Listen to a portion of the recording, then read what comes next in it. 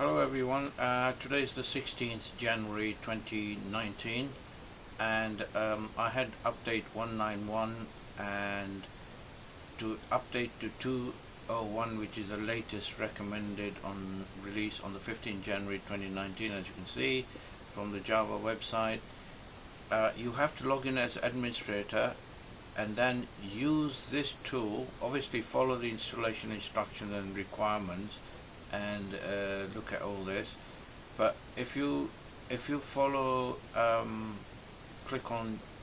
back to Java, you need to uninstall the 191. By installing 201 straight away, it does not uninstall it. So log in as admin, because as user and then running as admin doesn't work.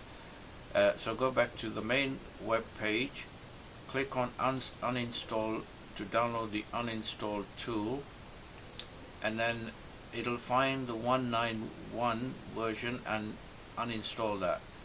Once you've done that, go back to Java, click on free Java download, and you'll get this, and then just click agree and start download, and then follow the instructions. That should do the trick. Hope that helps you out. Thanks for watching. Bye for now.